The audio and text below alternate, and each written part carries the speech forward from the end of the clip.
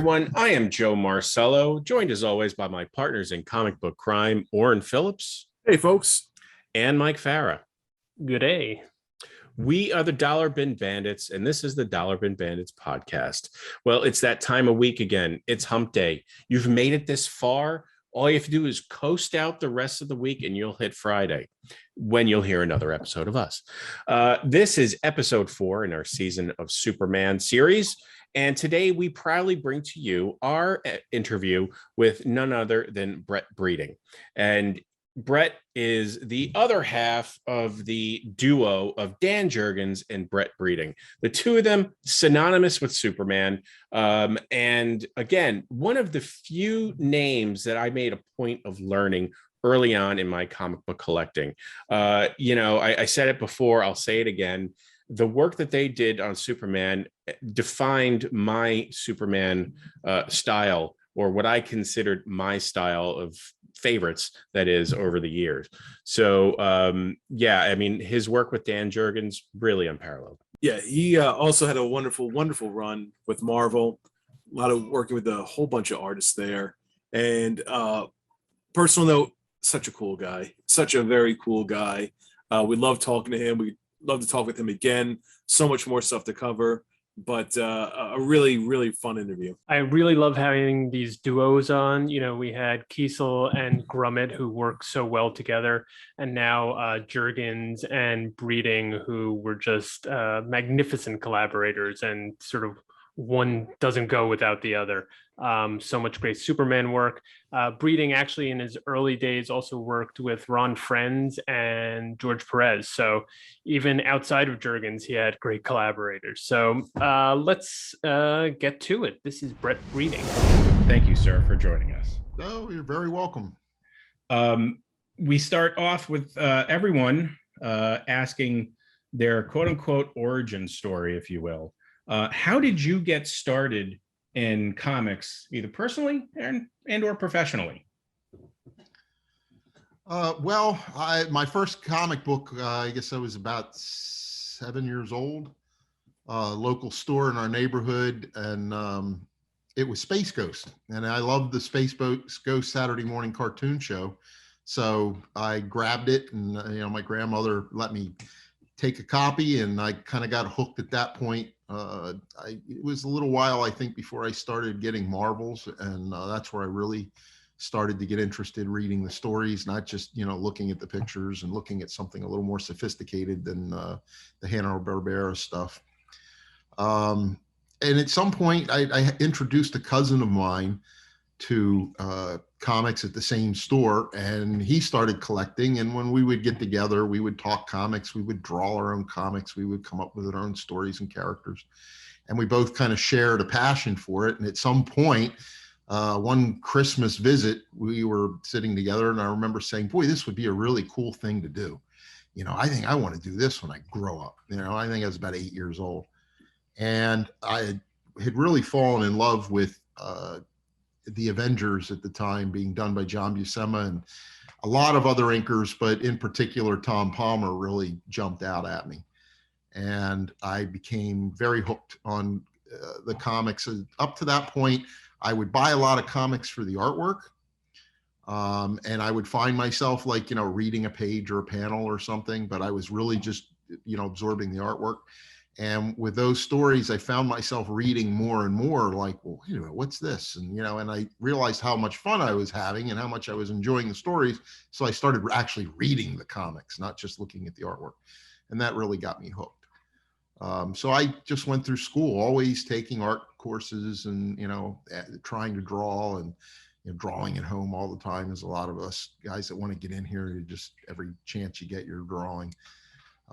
So when I graduated high school, I ended up at a local show meeting Bob Layton and David Michelinie, who were on Iron Man, and they'd only been on it for a short time at that point.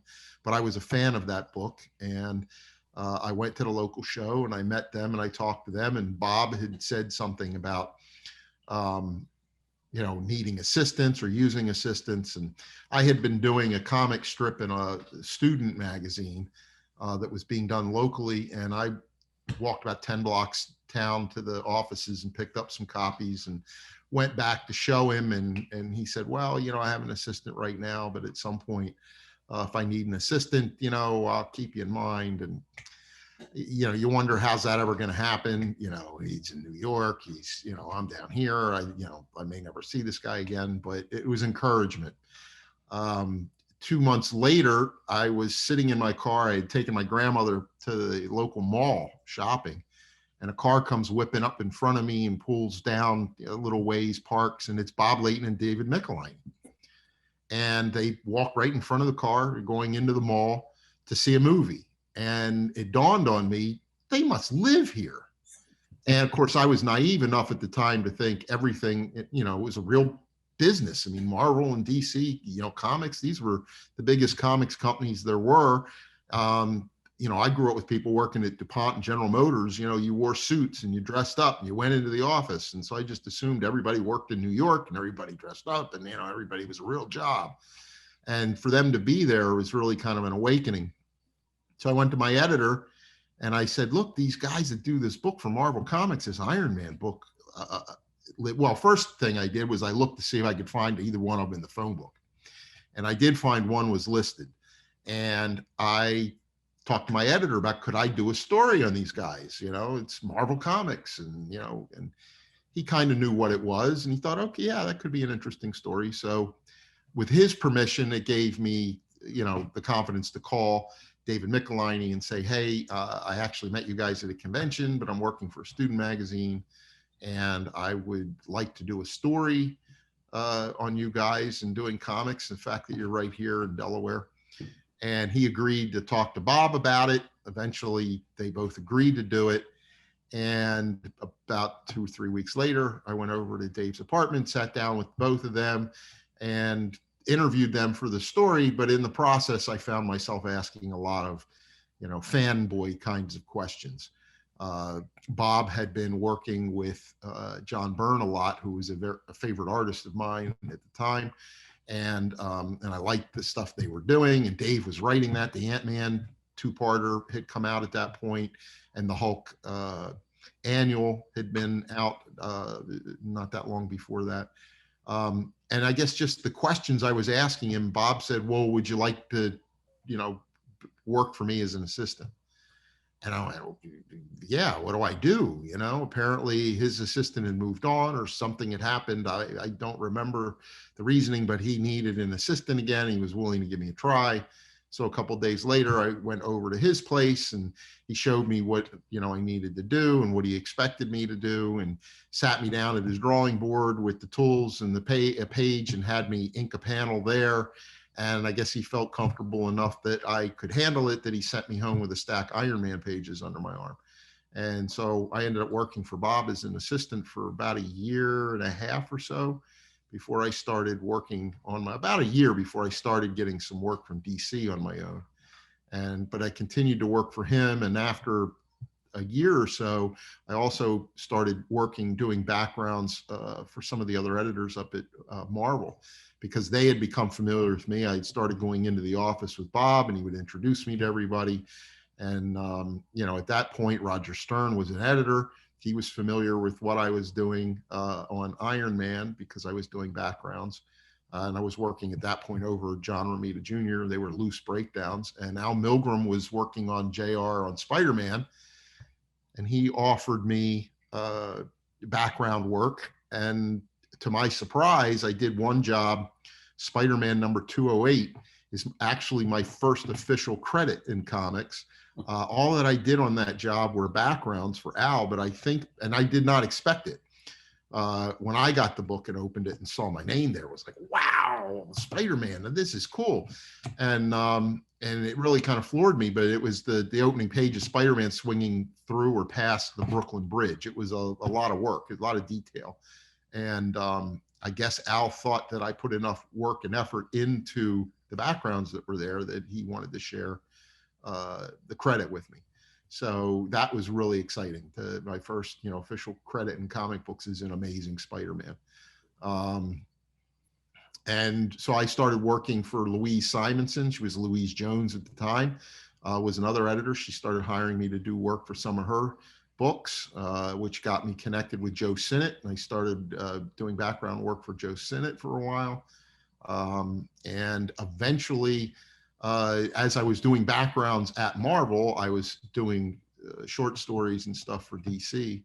And then I finally went out on my own as I started to do more and more for DC, and eventually ended up at Marvel, which is where I always wanted to be. When I wanted to be a comic book artist as a kid, I didn't want to just be a comic book artist. I wanted to be a Marvel artist.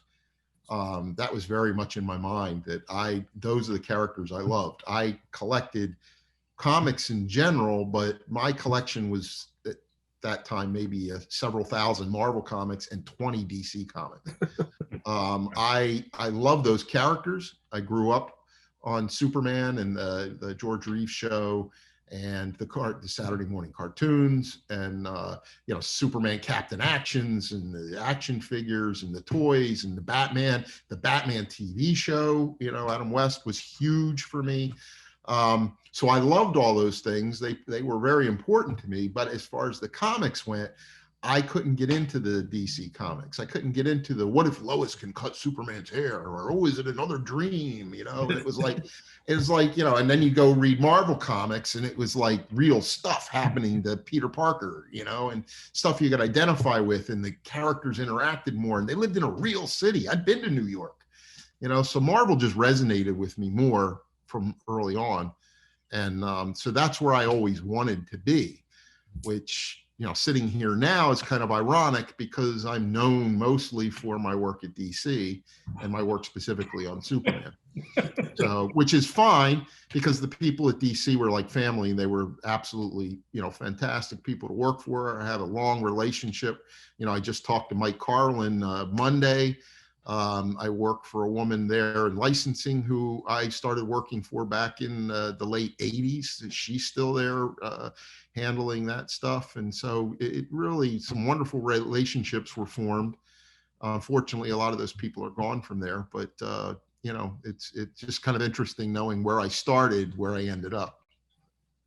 I'm curious. And there, I talked for way too long. No. I mean, answer some questions. Let me breathe already, please. Yeah, I could just check off questions because you just covered them. I'm just wondering, what's at Marvel and at DC earlier on, what's your learning tree? Who are you learning from?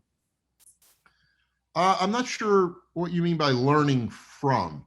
For the most part, I'm self-taught. I mean, I went to high school and a vocational school for commercial art, but we didn't get much in the way of drawing. I kept insisting on it. And, when we finally got anatomy, I think as far as we got was, the skeletal structure, and then all the other kids in shop hated it so much. They, we don't want to do this. But there were a lot of things I learned in photography and printing, and how to print stuff on a printing press and do work and typesetting and all that kind of stuff. Color wheels, sign lettering. I used to letter trucks and highway signs and all kinds of stuff. So there were a lot of things that I never would have thought would serve me in any way in comic books. But my understanding of how it worked did, because when I started working at DC, I started doing things with color holds. Okay. Well, today they're easy with computers, but back then it was rare to see them in a comic book, and they were something, reserved generally for covers. They were easier to do on covers, I guess. Mm-hmm. But I found out, that there was a way I could code my pages and how I could do it to indicate just hold this in color. And I was on Justice League for a while and started holding the Green Lantern's, machinations with his ring in green. And the editors loved that, it was something different. And so that was something that came from school, from understanding, the way we put plates together and that kind of thing. So, so I learned a lot of different things. I was always trying to figure out a way to use, to just do something different. Zipatone was something I saw Tom Palmer did a lot, and Klaus Janson. And those were and still are two of my major influences. I loved Joe Sinnott. As a kid, I would buy anything pretty much that Joe inked, especially Joe with John. John was my god. He still is. I would give anything to be able to draw, a tenth as well as John Buscema. I just think he's the best that there was in our business. And so that was an influence as an artist. But there were a lot of artists that, I liked a lot. John Byrne was one. George Perez was one. The only thing that kept me working at DC as long as I did the first time around was I kept pushing for George Perez. And then they said, oh, okay, Beatty's leaving Justice League. You can have Justice League. And then I came onto Justice League and they said, oh, well, George has taken 3 issues off. So I got to work on Don Heck. Well, Don Heck was a wonderful draftsman. I really enjoyed those issues. But when 200 came along, they gave me the pages saying it's finally here, 200, here's George. Unfortunately, he's leaving after this issue. Oh, okay. Well, and so then they came up with another issue, a Cyborg, part of a mini series, 1 issue. And then they didn't really have anything for me. And, I ended up going over to Marvel and immediately getting stuff that, I would have killed to do as a kid. Right. And at one point, I always wanted to work on John Buscema, and that just wasn't available, at least, not me just walking in there new. And at some point, DC called me up. I'd been at Marvel maybe 6 months, and they said, look, we have well, before I left, there was anybody else you want to work on? And I said, I would love to work on Garcia Lopez. Oh, geez, well, we don't have anything now. We'll keep it in mind. Well, 6 months working at Marvel, they called me to try to get me to come back saying, we have a job for you with Garcia Lopez. It was a 16-page Batman and the Joker job. I was like, oh my God, is that, it's not just Garcia Lopez, Batman and the Joker. Holy smokes. But I was at Marvel where I always wanted to be. How do I turn that down?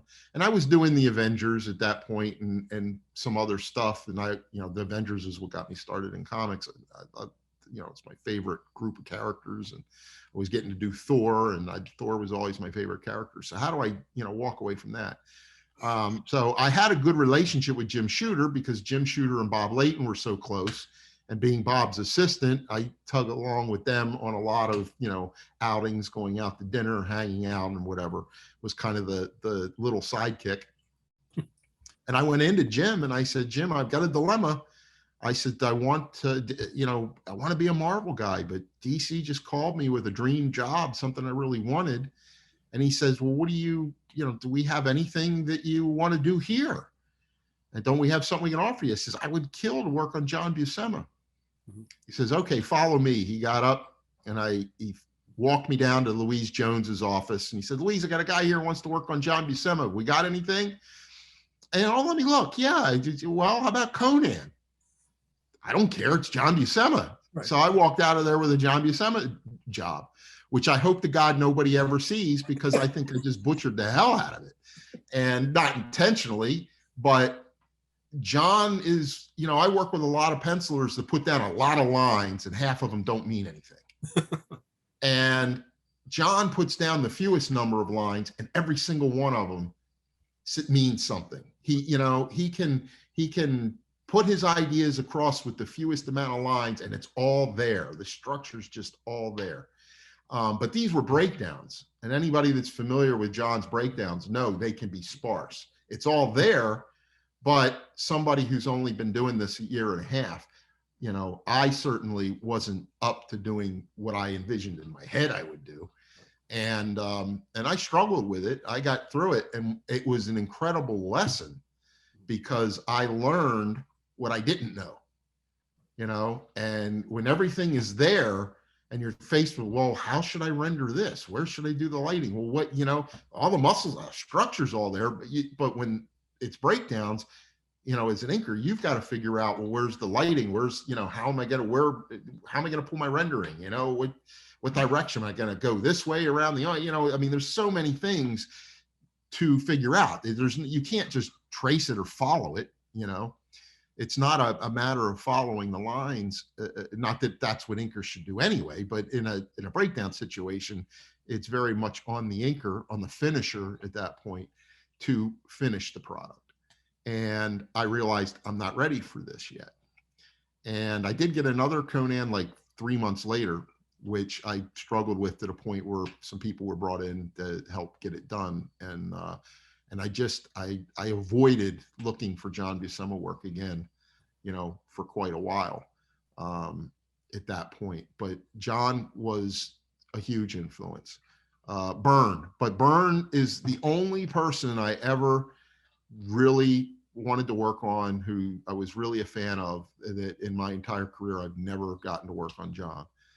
Everybody else I've, not only gotten a run on the book or on the character or, on their work, but, gotten to know them and become friends with them, which is another aspect that's incredibly rewarding, to think that, I can go to a convention and feel like pals with George Perez after spending so many years being buddies, or being, a fan that, I can think of myself as a occasional buddy at a show or something.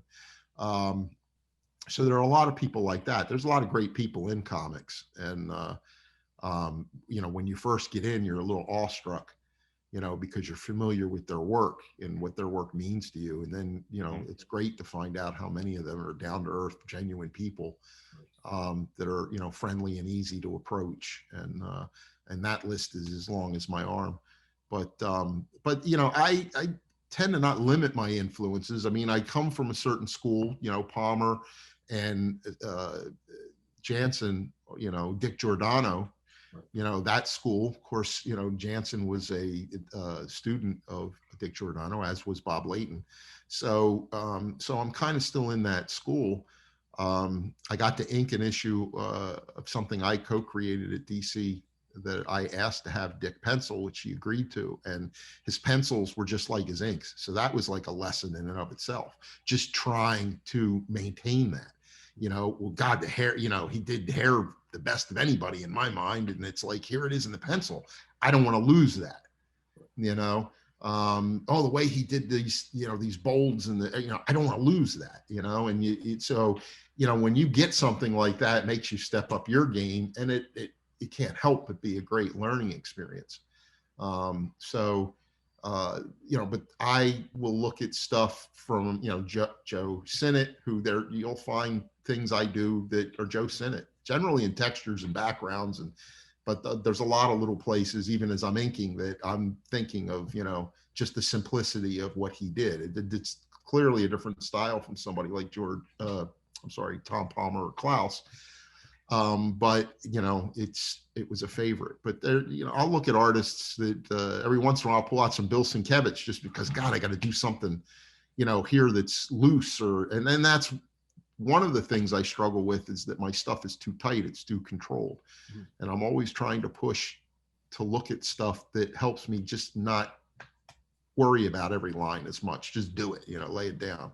And when you get into that groove, I'm always more, comfortable with my work.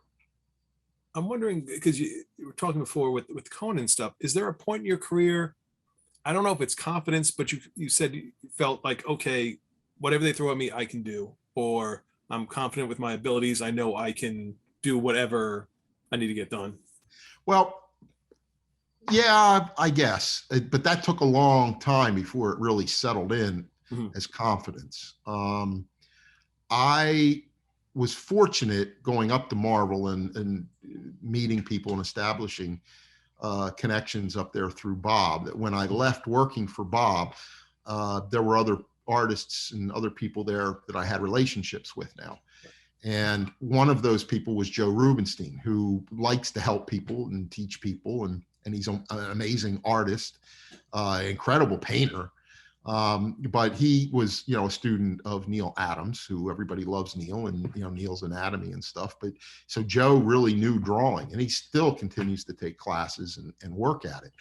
And I loved his stuff. He was a favorite. And he was willing to work with me. Anytime I'd go in, I'd go out to lunch or I'd go out to dinner with him, and we'd talk comics, and he'd look at my stuff and he'd show me, well, think about this. And he kind of got my head thinking about my work differently than the way I did with Bob, and try these tools, try doing this, use this pen point, because they're not all the same. They all do create a different line. They require a different amount of control to get a line. And so you end up, the same artist's work can look very different based on what tools he's using, or at least somewhat different. And so Joe was an incredible influence. And I remember Joe at one point when I just didn't feel like I was moving fast and I was getting to where I wanted to be. And I don't mean in terms of assignments or, you know, any of that. I mean, my work. To this day, this whole, you know, interview thing or whatever, I don't do a lot of these.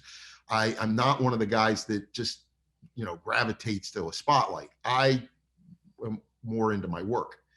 And I just want to do the best work that I can. If people like it, you know, I figure if I like what I'm doing, because I am coming from a place of, you know, with great people or my influences, if I can like what I do, if I can be happy with it, then it'll find an audience and there will be people that will like it. And the main audience, of course, is editors and your art directors. You know, you want to make them happy. So, but I never felt like I was, you know, like with the John Buscema job, I wasn't ready for it. And that was very disappointing to me because, man, I would love to work on John Buscema, but I don't want to do it if the finished product isn't something that I want it to be, and I'm not ready to get it there. And Joe told me this thing once about, you know, you got to look at it like, you know, in the beginning, you're like, and I'm going to get this a little wrong, but you'll get the idea. Think of yourself as you're like a thimble, you know, and you're slowly filling up with water.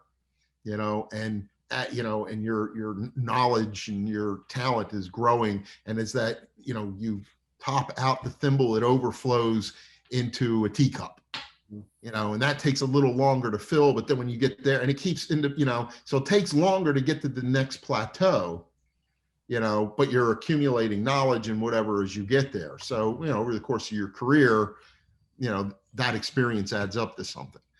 And that made me kind of settle down on not rushing to get, you know, just paying attention and working at it. And so that's what I continued to do.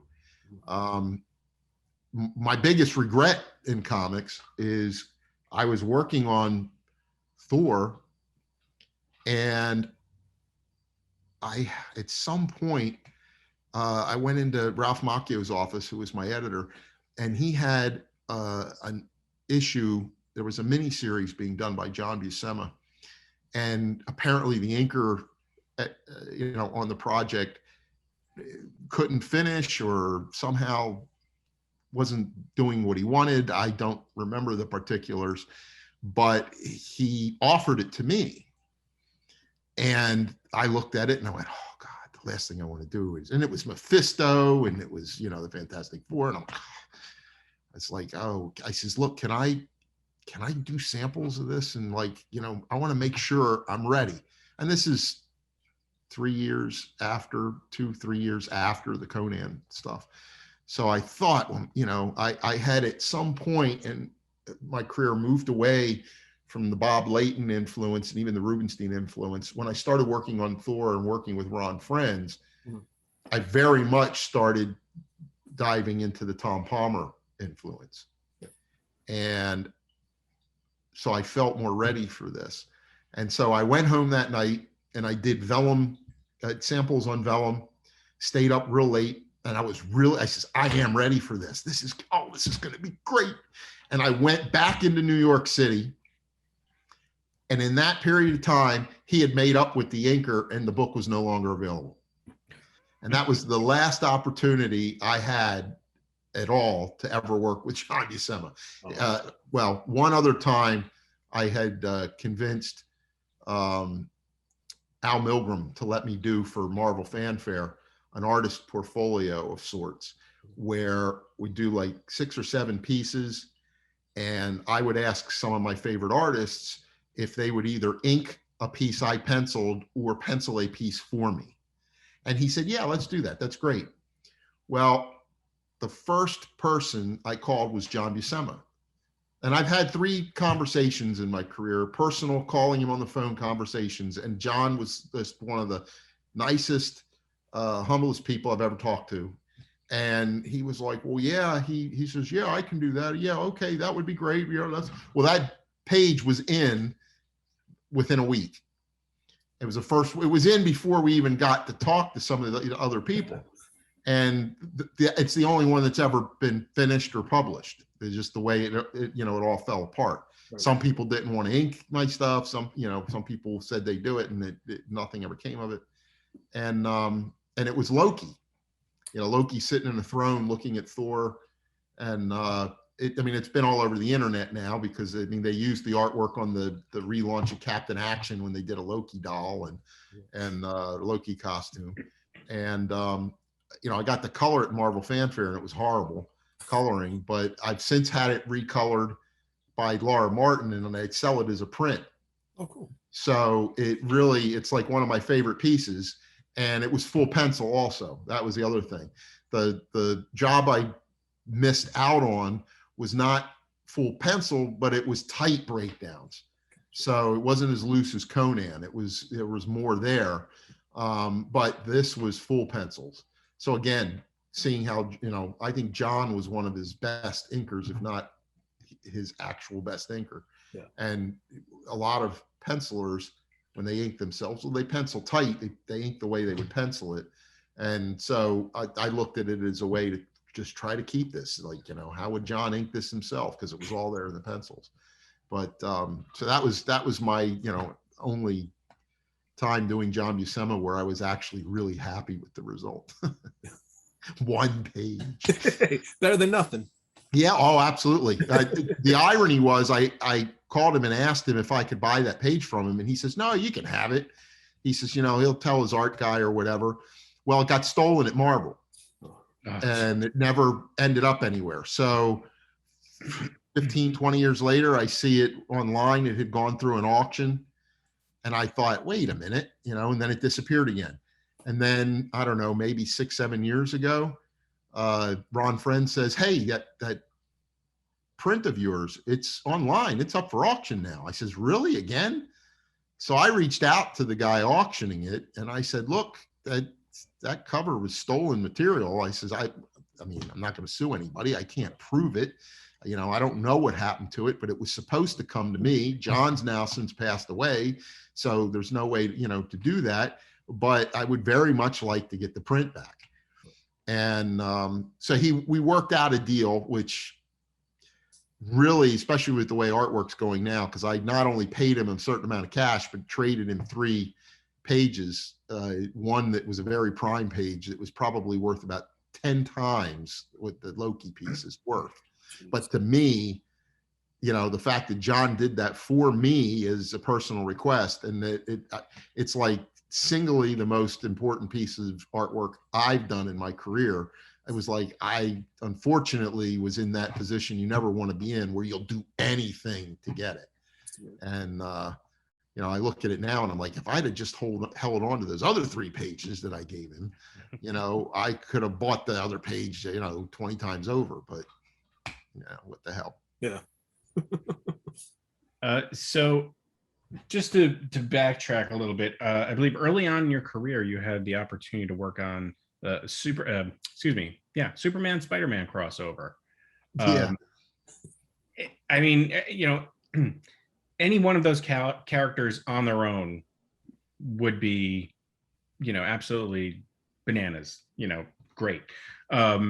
But early on in your career, what is that like for you to be basically working on the best of both worlds? Well, the irony was I wasn't hired to work on that book.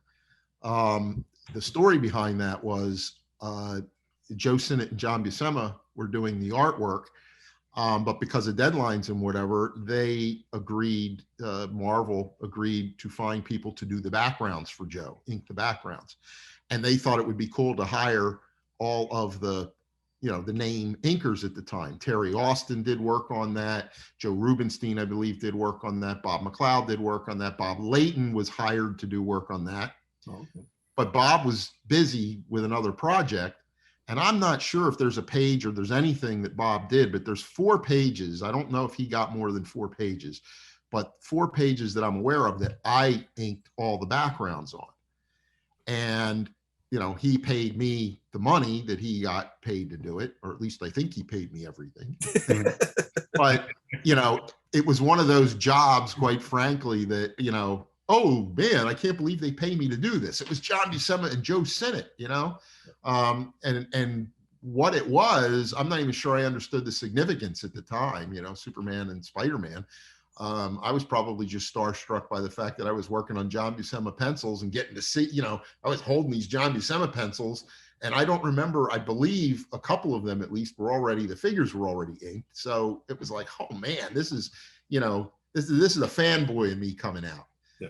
And it wasn't until many, many years later that it came out at some point that I actually did the backgrounds. I don't know how that got revealed, if Bob Layton made that comment. I will say when the original artwork got returned, Bob gave me the original artwork. So I still have, unfortunately, it's god awful what they did to this job, but it's cut into pieces like a puzzle. So I think I have a full page, but not together. So it's like a 4-panel section. It's got Wonder Woman and the Parasite and stuff. And I've got, oh, I do have one page. It's Spider-Man swinging in the city, and there's cops. And unfortunately, all the word balloons had to be put on with rubber cement, and they've fallen off. And, you know, I think I have them all. But, you know, from a production standpoint, it was a mess. Right. But I in the last 8 or 10 years, I've been visiting Joe Sinnott before he passed away. You know, any occasion I'd be up in his area. And of course, as I said, I worked for him back at the same time I was working for Bob. So I visited him then. Mm-hmm. And, you know, and he was just a wonderful, wonderful man. And I loved spending time with him. We would talk very little comics, but he always had stories to tell. And you know, I could relate because I was raised by my grandparents in a similar time and that kind of similar upbringing and background. So it was great fun spending time with him. And on one of my visits, I came across the page. I'd almost forgotten I had it stored away in my files, and I went up and I got him to sign it. So now, you know, unfortunately it's not signed by John, but you know, that's one of those things that, you know, oh, I'll take that to my grave. I have no idea what it's worth and I don't care. It's like, you know, that was such a cool thing. But yeah, I was not asked to do that, like all those other guys were. And I don't know if there were other people, other assistants, or if, you know, I'm the only one, you know, but I'm certainly happy Bob was too busy at that time to do it, because it was a real highlight. Yeah, it's pretty amazing. I mean, you know, this was back when crossovers weren't a thing, and certainly crossovers by two of the big, you know, big companies, just bananas. You know, this is before the days of Marvel versus DC in the comics world. So it's pretty amazing. One artistic question: have you made like the transition to digital work in terms of, like, you know, using tablets and computers to do you know, your work? Yes and no. I have a Cintiq. I do a lot of work on that. I've only created one piece of artwork completely in the computer inks. I was doing a series of children's books with Ron Frenz for Warner Brothers from like 2012 to 2016. And we were doing a Batman Harley Quinn, and I inked the cover just to see, you know, what it would look like. And I mean, it was very clean. You know, it still comes out looking like me, you know, but those tools, I don't care how great your settings are or what you have, that you are not going to convince me that you can recreate a brush line the same way on digital that you can with a brush. You know, there are still limitations. I mean, you can take, depending on what size brush you're working with, and go from a hairline to just a big, fat, juicy splat, you know, like that. And it's still all mechanically controlled in the computer. That, you know, it loses in the computer some sense of organics to it, I guess. Yeah. You know, what I also find that's difficult about the computer is, for me specifically, is when you put it up on the screen, it's so easy to zoom in Mhm. And then you see, you can see the line is uneven from the paper. And it's like, I have a little OCD with being clean. You know, I was saying that earlier, I'm always a little too tight, a little too controlled. And I'm like, I got to clean this up. I got to clean, you know. Well, in the old days, I'd just ink a page. I'd hit it with some white paint and stuff for little touch-ups, or, you know, pull white lines through it, throw it in an envelope and send it in. That's what got printed. It didn't always look good, you know. But the computer, you can see it up close. You see the imperfections so much that I always angst over, I got to clean this up, you know? And so that becomes a little bit of a problem for me. The way I work with the computer is I still do all of my inking work traditionally at a drawing board with traditional tools, quills and brushes. Unfortunately, those things are harder to come by and absolute garbage when you do find them these days compared to the quality they were 20 some odd years ago, that I find myself using some microns and some Japanese pens and things like that. But the tools that we use now, from the paper to the ink to everything, is just not anywhere the quality it was. So I have trouble with those things, but I will still do that traditionally. I do a lot of stuff on Blue Line because when I started working for DC Licensing in 2005, at that point, computers were the thing. They wanted to send you the pencils, you ink it, and you send it back. The artwork doesn't travel. FedEx doesn't get, you know, all their money anymore. So I would, you know, print everything out, ink it, scan it, and then I clean it up in the computer. So I will go in and, you know, that eye's crooked, or, you know, that's kind of sloppy, or, you know, I want to pull white lines through this, or I will, with certain backgrounds and stuff, I will, you know, do things in there where I'll straighten up lines, or I'll make the perspective, true it up a little bit. So there is cleanup. I generally spend about an hour a page, you know, working on cleaning up my pages before I send them in. When I'm drawing, which I'm doing a lot more penciling these days because I'm doing a lot of commissions, or even in the case of these books I did with Ron, you know, he would do layouts and I would come in, tighten them up, and I was basically the one assembling everything. I find the computer's easier for me because I don't pencil as much. You know, I mean, I did concentrate in my career on learning how to draw. And for the bulk of my career, most of my stuff is finishes. I was a finish artist, which they don't really use these days. There are even editors up there that don't know what that, you know, that is. So, so I do know how to draw, but the problem is, for me, is getting the structure down right. And, you know, I'm very good friends with Ron Frenz, and we spend time hanging out together, and I'll sit, you know, next to him at a convention or somewhere where he's drawing, and I watch him do stuff, and it's just these amazing drawings. He just knocks out 3 or 4 to my 1, and he places it on the page. I mean, everything's perfect. And I'll start mine, and I kind of like where it's going, and then I realize, I started the head too low, and now I don't have room for the legs, you know. Or, well, for Ron, when he makes a mistake like that, you know, he drew that arm perfect. He erases it and he moves it and he redraws the same arm. And he, you know, for me, it's like, I drew the arm, and then when I try to do it again, it's not coming out as good as it was. You know, it's frustrating. Yeah. So with the computer, I find I do a lot of my structure work in there. So I can do that. And then it's like, well, the head looks too small. I can just, you know, grow it a little bit.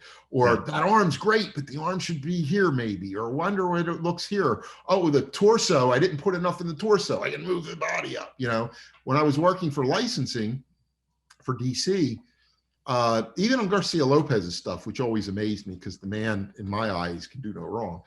I would get art direction from people saying, oh, can you make that arm a little shorter? Or these legs don't seem long enough, or the lower part of his legs are too short, or, you know, the foot's too, I mean, I'd have to be tweaking stuff in the computer, you know, proportionally to get the structure. Once I got the structure down, I tend to, well, I used to print it out, Blue Line, and tighten up the pencils and then ink it. But at some point I got confident enough that I just take my structure and print that out Blue Line and just go straight to ink and draw in the ink. So what you were asking earlier a little while ago about confidence was something that came once I started working on Superman. Because Mike Carlin, I always had problems in the early part of my career with deadlines. And a lot of that was confidence. I did an issue of Avengers over Sal Buscema, another favorite. And oh man, I'm going to get to work on Sal Buscema. This is going to be great. And the drawing was beautiful. And it was breakdowns, but it was tighter breakdowns. It just, the blacks weren't there and the rendering and stuff, but all the structure was solid. It was much more solid than what I got from John. And it was the Avengers, so I loved the material. But I was afraid to go in there and do my thing. I had to pencil it in for myself. Well, I'll render it this way and make sure that worked. And it took me 7 weeks to do the job. And I happened to be hanging out with Shooter at some point, like 5 weeks into this, and I was already running late. And I told him, and he says, you can't do that, man. These books have to be done. You gotta, that's too long. And I says, I know, but I'm afraid to go in that I'm just going to screw it up and it's going to be white out. And it just, so confidence was always an issue. And when I started working for DC, and I would still run into these issues with confidence and getting the work done, Mike Carlin had a conversation with me at some point where he said, look, I want you to be on the book. I want you to be the inker, but Superman's coming out every 30 days with or without you, because that's the schedule. I can't imagine this happening now from what I hear about the schedules and stuff, that, how things are blown all the time, but that's the way it was back in those days. And he says, I would rather have a bad reading job than anybody else's best job. So just do the work. Wow. And I thought, okay, I've got to find a way to cut corners and so I was on a trip home. At that point I was living in Atlanta. I'd moved to Atlanta, Georgia for a few years. And I was home at my grandparents, and I had work that had to be done. So I was working on the dining room table, and I had my portable drawing board set up, and it was easier to work with the brush. And I had brush control, but I didn't use it for everything. I just, I did most of my stuff with pen, and I would hit with the brush for certain things. And I inked the pages entirely with brush. Except for things like the belts and the S symbol, everything, I was doing. And it gave me a boldness that came closer to the work I was influenced by from Klaus and Dick Giordano than I had been getting when I was using a pen. And it was that step that made me realize, the tools can give me the boldness that I want, right there with one stroke. Whereas with pen, you're building it up, or, so it was kind of an epiphany for me. And at that point I started, I think for a whole year, I inked just about everything in the books with just a brush. And it gave me a lot of confidence. And at some point then, when I changed tools again, it was to experiment and try something different and play with my work. I'm never satisfied with what I'm doing. I'm always trying to, work towards something. I don't know what, but whether it's just to keep myself interested, or I want to be a better artist, or it's like, this week I want to be Bill Sienkiewicz, or, it's like, you got to keep going. I do know some people that, the work they're doing now is the same as the work they were doing 20 years ago, which is great. I mean, Joe Sinnott was Joe Sinnott. It was always the same, Jerry Ordway is Jerry Ordway. These are wonderful, artists that you can count on their stuff, but I don't believe I have that kind of a identifiable style that I'm locked into. These guys had a definable style. You looked at a Joe Sinnott job, you didn't need the credits. You knew it was Joe Sinnott. I feel the same way about Jerry Ordway. There are certain people that was true of. I'm not one of them. And so for me, playing around with what I do is just about making the work, better or more interesting for myself. Right. And that moment, it really kind of opened my mind up a little bit. And that's when my confidence started to grow.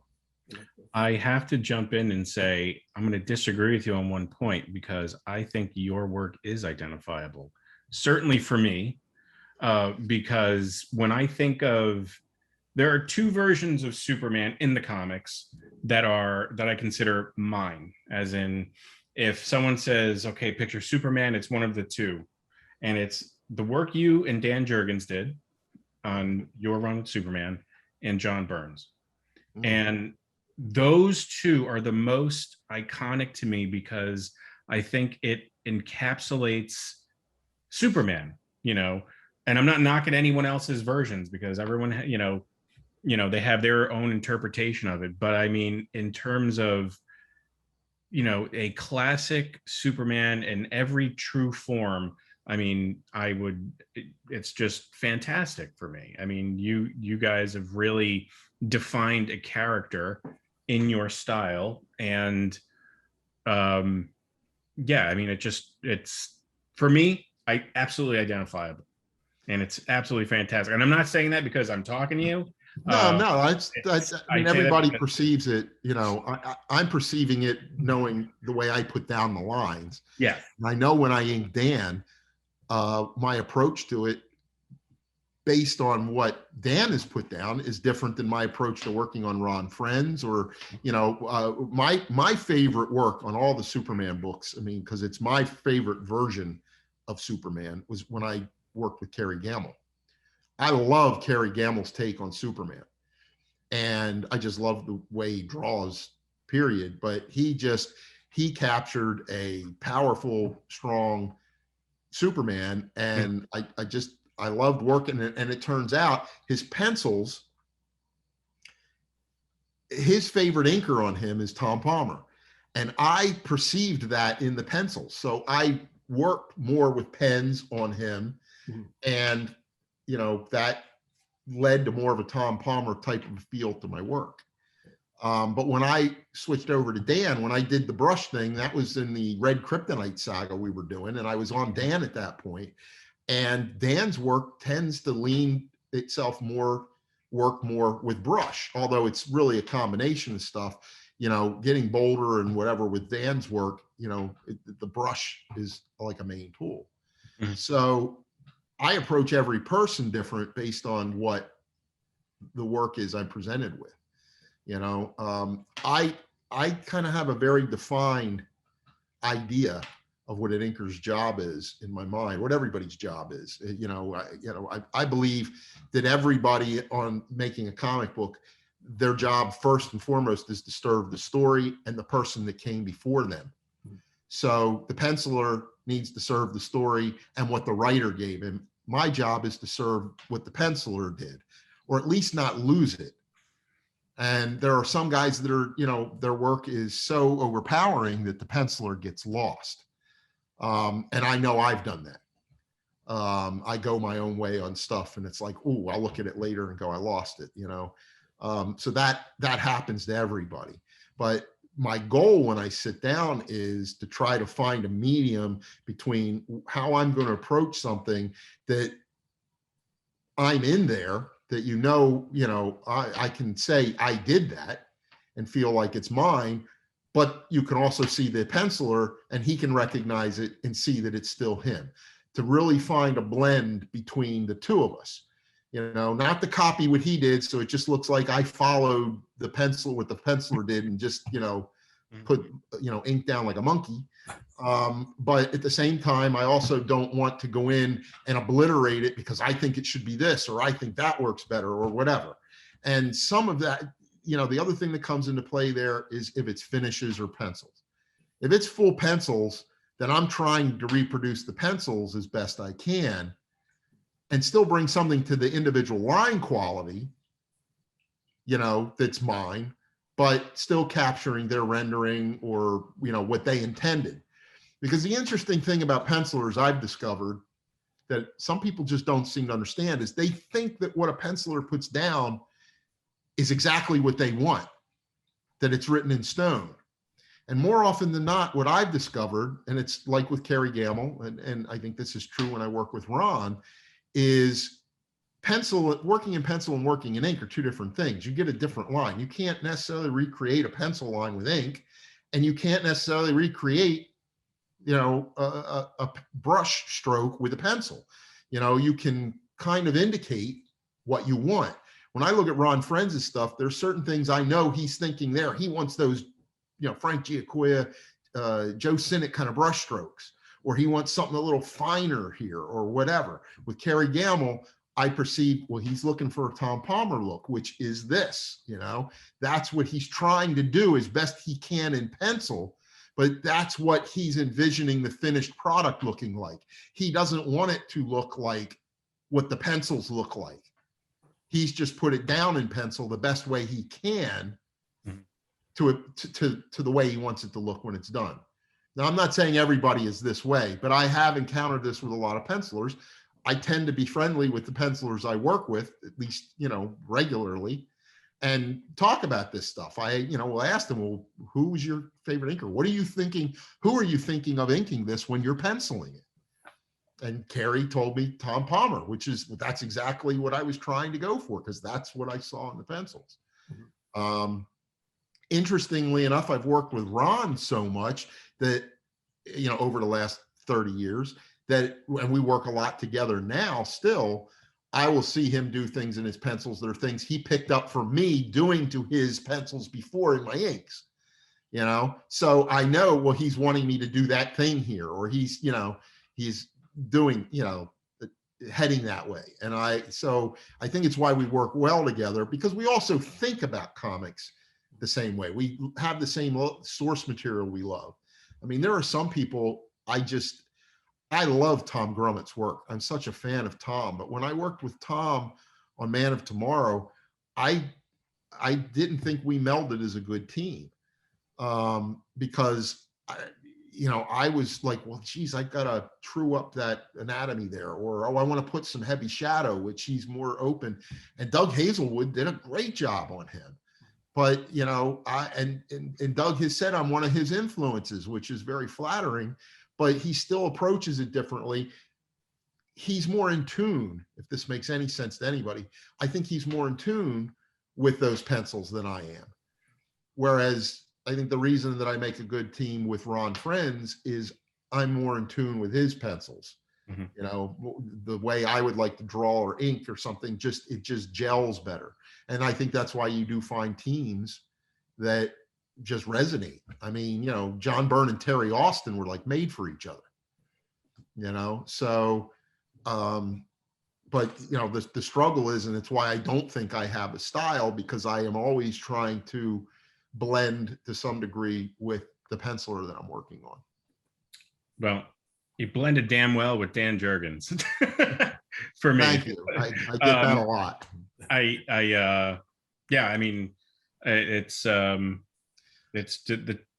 just fantastic for me, because you'll be excited to hear. I have a little scoop for you if you're a Dan Jurgens bread breeding fan. Yeah. That we are working again currently for Marvel, doing a whole series of covers.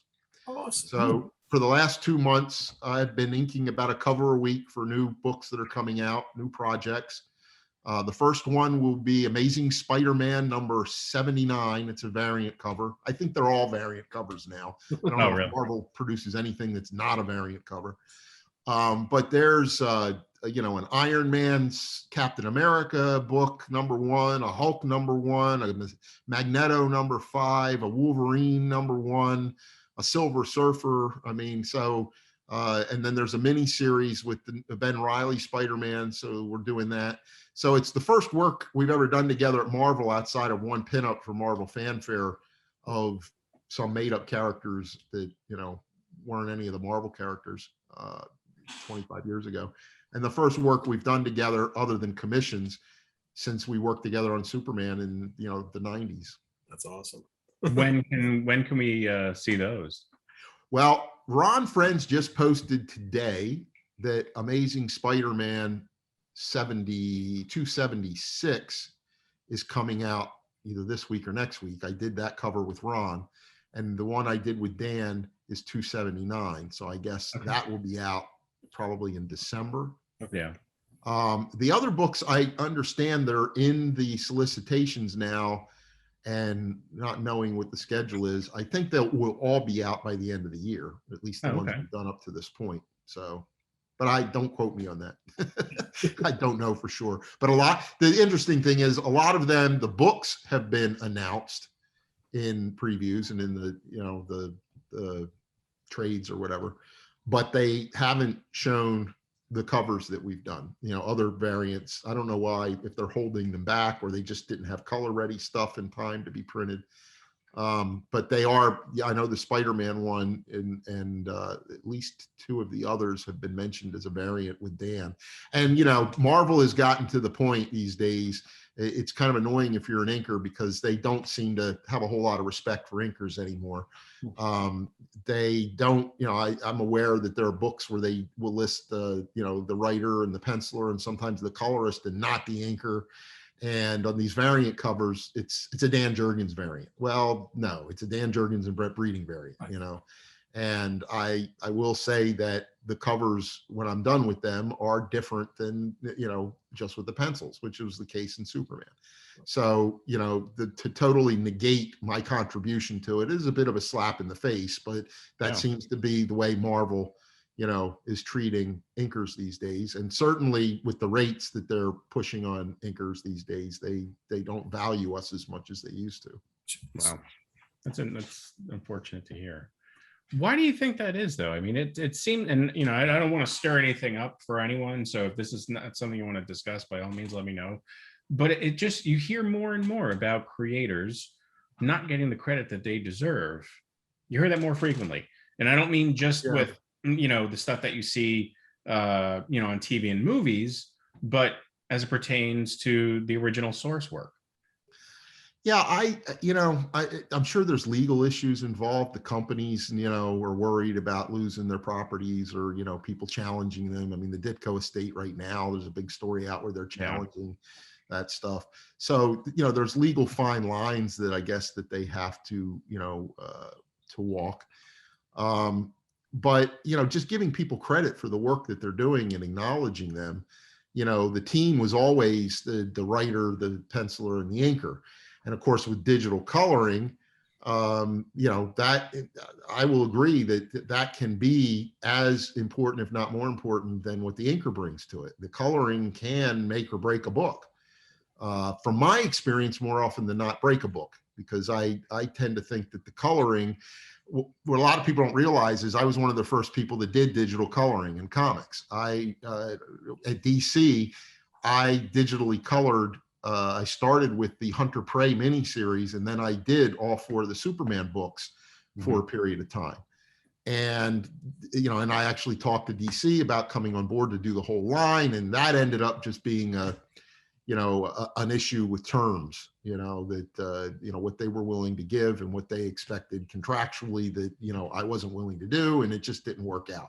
No hard feelings. It wasn't something that was going to be feasible for either one of us, there was no meeting in the middle, but it was a great learning experience. I was always into the computers and my Mac, so I was always playing around with stuff. I mean, I was doing stuff in the Mac, special effects and stuff that I was, adding to the covers. There's a cover with Superman and Wave Rider where they're all going back in multiple, that's something I did and created in the computer, colored not digitally colored, but colored myself. There's other effects inside the books that, I did, where I would, and I had materials for printing on making my own zipatone of artwork and just pasting it in and stuff. So I had a lot of that kind of stuff. I was always playing with stuff and trying to do stuff differently. But the problem with coloring is a lot of these new guys weren't trained traditionally. When I was working at Marvel, again, Jim Shooter was always trying to give me opportunities. And I had a mini series. I had come up with an idea for a new Nighthawk, and he liked the pitch. And, David Michelini agreed to work on it with me. And we had 2 plots. We had, I think all 4 plots were written, and we just had issues getting pencilers on board. And then what ended up happening was, it lingered long enough that Jim got let go and Tom DeFalco came in, and Tom saw things differently. And Tom was like, well, I don't see why this is such a great thing. I really don't want to do this. And so it died. But Shooter gave me that opportunity to co-plot and co-write and at one point, and pencil stuff. He was, he got me some covers to pencil.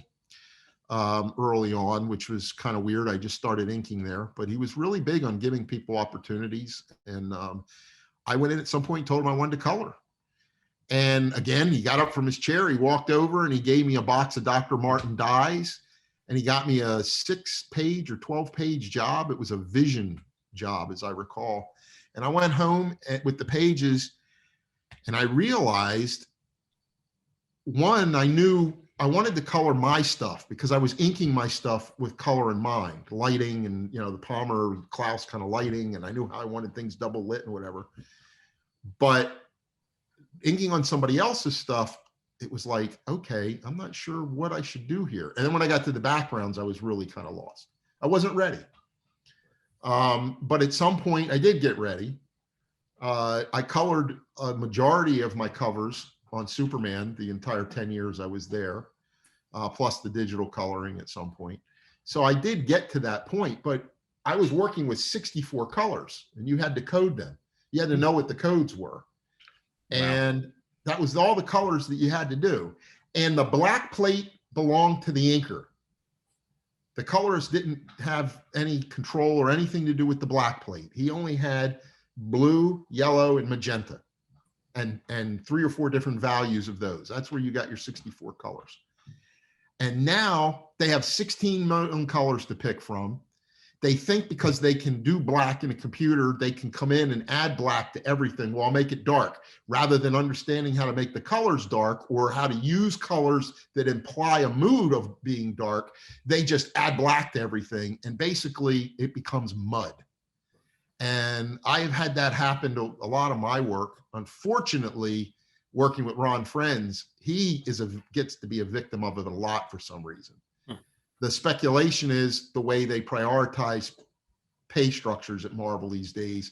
There's A, B, and C tiers. And if they pay to get an A tier penciler and an A tier writer, then they can only afford a B or C tier inker and colorist.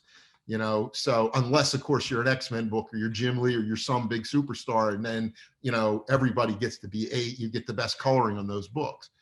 And so a lot of times you do your best work, and then it comes in the coloring, and you're just like, oh God, they don't understand the lighting. They wanted to make it dark, so they threw blacks in it, and now you can't see the figures. And so I forget how I got onto this tangent with coloring, quite frankly.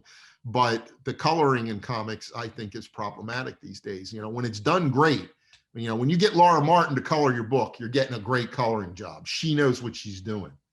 There's a lot of guys out there that do know what they're doing, but unfortunately, there's a lot of guys that don't.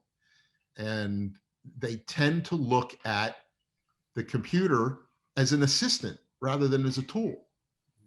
And so if it can do something, I'll let it do it. Look at all these things I'm capable of doing. Let me get them all in this page. Rather than going, no, it'll work, be subtle. Dick Giordano used to try to drive in my head as an inker, less is more. And when he would look at my stuff and he would look at Xerox copies, the way he would show me that is he would take white out and white certain rendering I put in. You don't need that. Less is more. And that's true of coloring also. Just because you have 16 million colors, you don't have to use them. When I color my stuff, I color it like I did traditionally. I start with the same 64 colors, and I do all my flat color. I figure out all my coloring with that, and then I add my blending and my shading and whatever, and I let the gradation and the blending carry all those other colors, But it's just, I don't know. I think it's the place that's the most out of control in comics these days, and a lot of it, again, you were asking about the computer earlier, is you have to know that it's just another tool, and otherwise it just takes over. I appreciate that point of view. We don't, we've talked to a lot of artists, and not many have been able to, but they don't share that point of view in terms of the artistry that goes into it, certainly not at the technical level that you described, which is very interesting. They have their techniques, obviously, and who they kind of, I wouldn't say emulate, but who they look up to in terms of their style. But your description in terms of technique and color, I find extraordinarily Well, fascinating. it's funny. I came across a guy once talking about inks, and people always want to pick your brain, or sometimes all they want to do is have you look at their stuff and be approving and see how great they are. And I remember talking to this one guy, and they said, "Oh, well, yeah, when I do that kind of stuff, I just do it on the drawing board with a T-square." T-square? What's a T-square? And I was like, uh-oh, how old are you? It's like, you don't know what a T-square is? And so I think that's some of it. I mean, the tools are very different these days than they were when I was trained. And people, Yeah.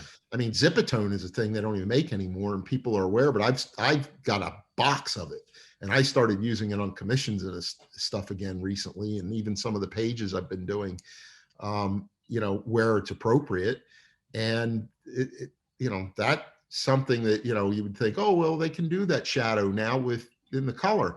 Yeah, but I like that old school feeling, and it informs the colorist that this is where I want a darker color, or this is where I'm creating a shadow, in case I get a colorist that doesn't understand lighting. And so it just amazes me. I had one guy who was trained at Image, and he wanted to show me his stuff, and he was all about just wanting to show me how good he was.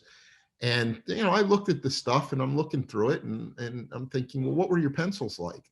Oh, they look just like this.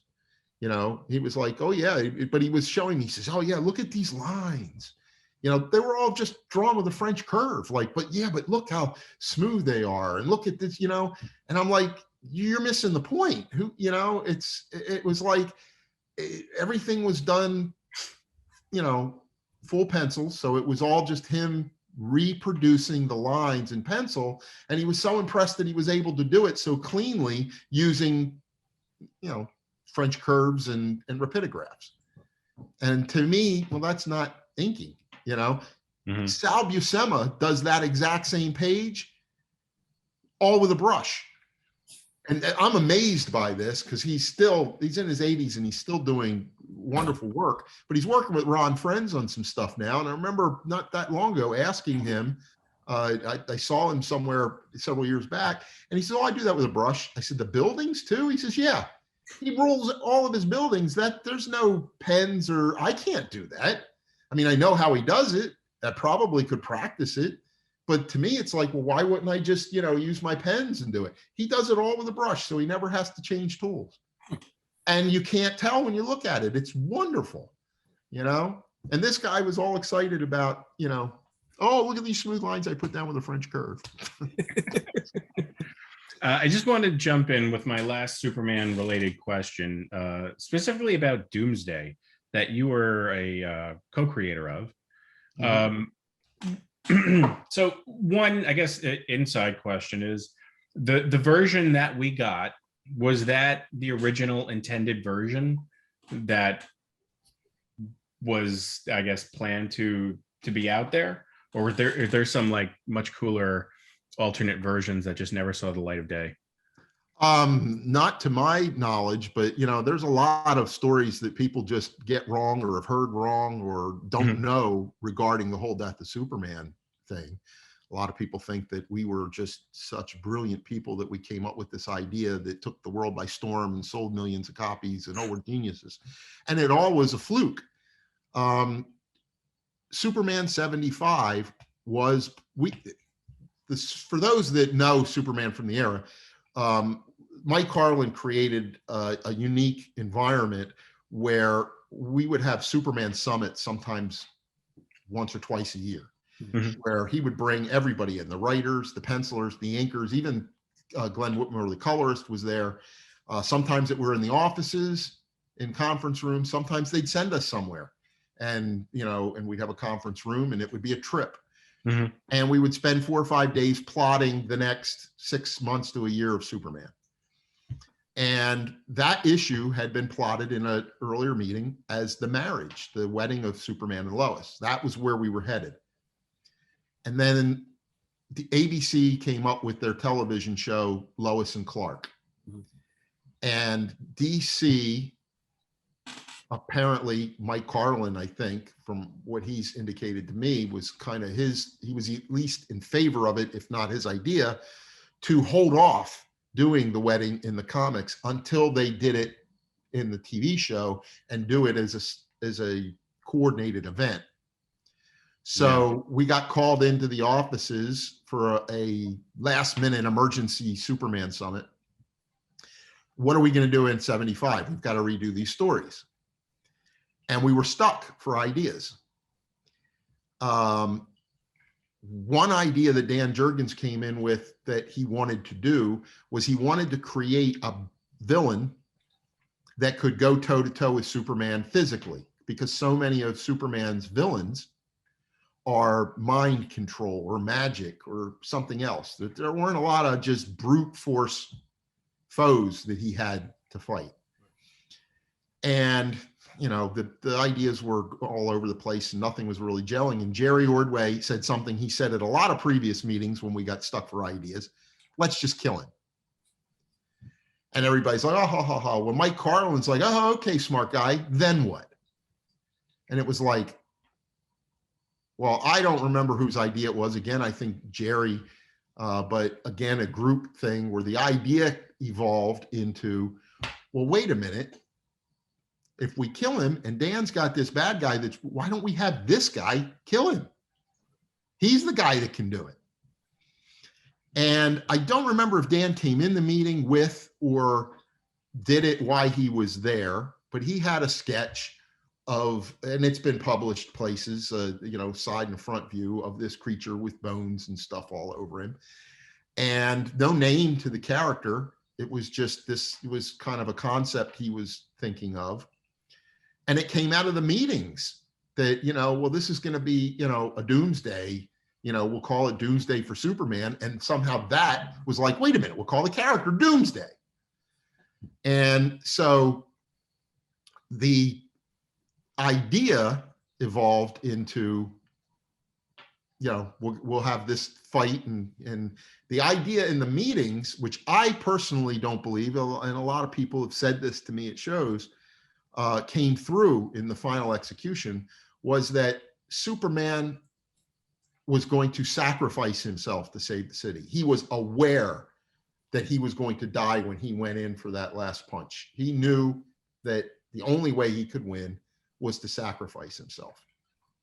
A lot of people comment to me that they feel, well, it comes across more in the book like just a slugfest. You know, they're fighting and he ends up dead, you know, because he expels his energy. But that was the point, was that Superman is going to save the city by sacrificing himself. And we were convinced in the meeting that this had to clear DC Legal and Paul Levitz and Jeanette Kahn, and they're not going to let us do this. I mean, he's on Underoos and peanut butter and every other thing in God's creation. How are they going to get rid of this cash cow?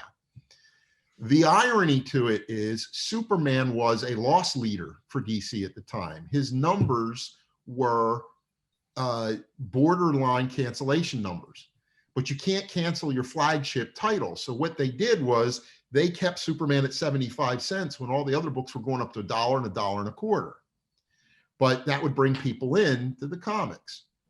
And we were growing the sales, so we were kind of left alone because we were doing good stories that they liked and we were growing the sales, but nobody bought Superman. They wouldn't, if you go back and look, there were no trade paperbacks of Superman or any of our stuff before the death because it wasn't financially viable to them. They didn't feel they could make money doing it. Nobody buys Superman. So ultimately they were like, they trusted us through all these other things, and they had gotten a blip with, you know, the engagement, and they got a blip with the revelation to Lois that he was Superman. So they thought, you know, these guys know what they're doing. We'll let them do it. And they let us do it. And we had to have another meeting that, like, well, we're going to cease publication until we figure out what we're going to do. No one knew whether we would bring back. There was talk about, well, we just don't bring back Clark and Lois, and you know, we come up with something new, because nobody seems to care about what we got now. And Superman's been around this long and he's not selling. So when we came back together and came to the funeral for a friend idea, which I think is the best part of the story. Yeah. seeing the reaction to Superman. Mike Carlin will tell people when they say, well, why did you kill him? He says, well, you know, nobody cared before we did, right? And then when we did it, all of a sudden everybody cares. Well, that was reflected in the book, you know, everybody, all of a sudden the world cared. And it was kind of neat to see that the real world was caring now that it happened. I mean, the day that book came out, I did 2 store appearances and an interview on CNN in New York. It was wild for a book that was selling cancellation numbers. All of a sudden it was like, what the heck did we fall into? You know, I had the people in the news networks out of Philadelphia, one guy, you know, one Fox guy who knew Paul Levitz and thought he had the answer to everything was like, well, I know you guys did this and, you know, to make money. And I said, we had no idea they'd let us do it. No, that's not what happened. Right. We had no idea this was going to happen. If we did, we'd have done it a lot sooner. Afterwards, then the company was like, well, maybe we need, you know, that was great. We need to, what can we do to keep it going? You know, foil covers and all that, you know, so then it becomes you're trying to capture lightning in a bottle again. But fortunately, we had a great team of writers on those books, and, you know, the stories were great. I mean, Funeral for a Friend is a wonderful series. And in trying to figure out how we're going to bring this back, everybody had a different idea. And at some point, and I believe it was Mike Carlin, said, well, why don't we just do them all? Everybody does their own version of Superman. And so that's how the Reign of Superman came about. You know, Carl and Tom had Superboy, and Roger Stern had the Eradicator, and Dan had the Cyborg Superman, you know, and John and Louise had come up with Steel that they, you know, wanted to do. And it's like, we'll just do them all. And we kind of figured it out as we went along to the point where we were like, people care again. And there's a lot of history here. You know, we'll bring Clark back, you know? And so that ultimately, you know, is how that all happened. You know, it wasn't planned. And now I've prattled on for as long as I have. I forgot your original question. I was just asking you about Doomsday because, you know, I've heard your, what you mentioned previously, you know, in iterations and many like the DVD, something I always come back to, and I think Oren has heard me discuss this ad nauseum, so I apologize, Oren. But one of the things that always stuck with me was when they did an animated version of The Death of Superman years ago. And it wasn't so much the animated version that I liked, because in my honest opinion, it didn't do it justice. But it was the DVD extras were the most insightful because it was interviewing everyone that was involved, or, you know, and I always come back to Louise Simonson discussing the character and how much it meant to her and the death of the character. And she's literally in tears discussing, you know, this character giving his life to save everyone and, you know, the woman that he loves and the people of the city. So, you know, it was a very poignant storyline for me artistically. You know, story-wise, I mean, it was the storyline that got me into comics to begin with. Yeah. I mean, you know, like any other child at the time, you know, you're always familiar with superheroes and comic books and stuff. And I had read a few, but it wasn't until, you know, hearing about this storyline that, you know, was in the news, and I guess mission accomplished on your, you know, everyone's part, because it was, you know, it captured new readers. But it made me really appreciate the character, and then start, you know, really diving into, you know, the history and you know, everything else around it. That being said, man, I don't even know where to go at this point, because it was just you know, I didn't realize Superman's reach until all of this. A personal story of my own is we went on a trip after this came out about a year later, my wife and I, and oddly enough, you know, David Michelini. So Superman, Spider-Man guys are on this boat. We went to the Galapagos Islands, and we're on this small cruise ship for a week. The first night they put everybody together to introduce themselves, and they go around, and It was like two doctors and their wives, and a woman who was the general manager of one of the largest hotels in New York City, and a postal worker and her friend who was a teacher, my wife who worked at a bank and insurance, and then David Michelinie, who I write Spider-Man. You know, because it's when you do comics, people don't understand what it is you do, but there's something, you know, different about that. And then I said, I do Superman. And, you know, and somehow, I don't even know if I mentioned the death of Superman or not, but, you know, just talking about it because people were intrigued by that. And the next day I discovered the crew. Now there were 16 passengers and 18 crew members on the boat.